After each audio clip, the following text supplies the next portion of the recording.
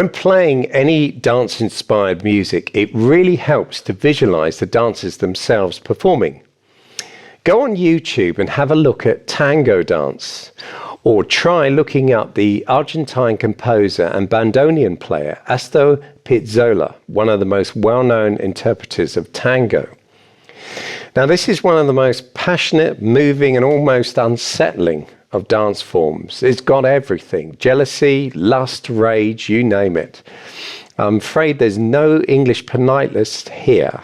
It's pure red-hotted Latino temperament. So it's time to drop the stiff uppers and get in touch with your passionate side. The rhythmic driving force in this piece is the left hand. The phrasing here is all important. Imagine, if you will, a drummer on his snare drum outlining that left hand.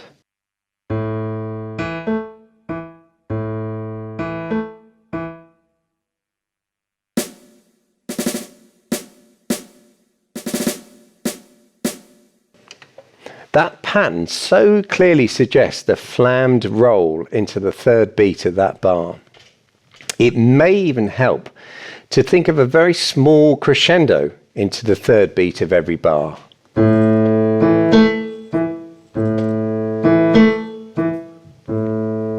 But it's very difficult to do. Now, this left-hand pattern must be a constant in its feel, but that's not to say the tempo can't be pulled about a bit. In contrast, the right hand requires a very smooth legato approach. This means that some very careful pedaling will be needed and wouldn't be needed throughout playing this piece. Hand-separate practice, of course, should help you master the opposite phrasing that you often see between the hands. Bar 2, for example, you can see here you'll need to pay special attention to both hands.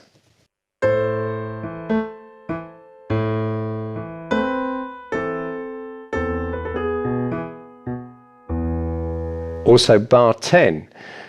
Both of these show legato in the right hand, but also staccato in the left hand. So be careful if you're going to pedal over those. The other challenge for beginners is playing these triplet crotchets against the ordinary crotchets. If you're having difficulty with these, it's worth slowing this section right down and practicing repeatedly until the rhythm feels very natural to play. Of course, this is best mastered by playing both hands together, as you'd expect. It may also help to imagine these triplets with a quaver beat inserted, so where the left-hand note will play on the second beat of the bar.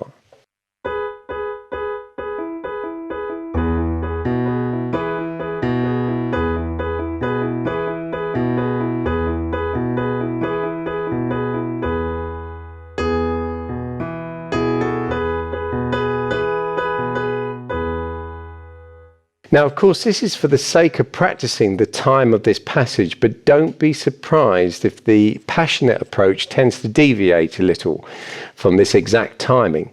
I'd also suggest pedaling throughout the triplet crotchet sections for a smoother approach. Also, note the semi-quaver sections in the melody should be played very lightly, almost ornamental sounding, rather than being particularly rhythmic.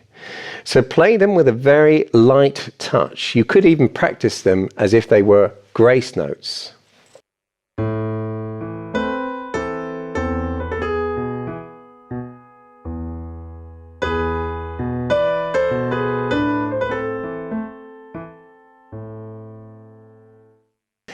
I think a brief word about the signs you can see on the score would be really helpful in case you've never come across these before.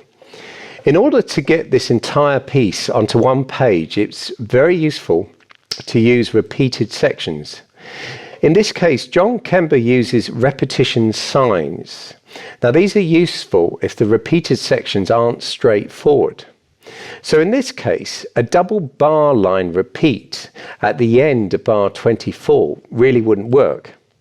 So instead, you'll see that there's a DC da capo instead at the end of bar 24. It tells us to go back to the beginning.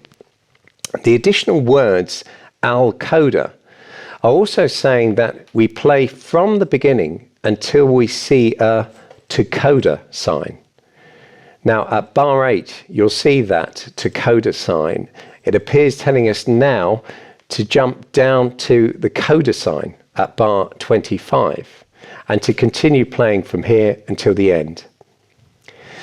This is a system that works very well for many musicians, although it's worth checking over the score first and being very clear about the composer's intention, especially if you're sight reading. Finally, the tempo should be a very steady, almost intense pace. I think anywhere between 110 and 120 BPM could work according to your interpretation and the technical ability as well. But remember, this dance is anything but metronomic. If you have a digital piano, it may be a good piece to have a little bit of fun with. For example, here on this digital piano, we can split the keyboard. On the left side of the keyboard, I've selected a pizzicato bass sound, which what I'm going to do is play an octave lower. And on the top, I've got a kind of nylon string guitar. So why not have some fun and try playing with a different sound other than piano for a change?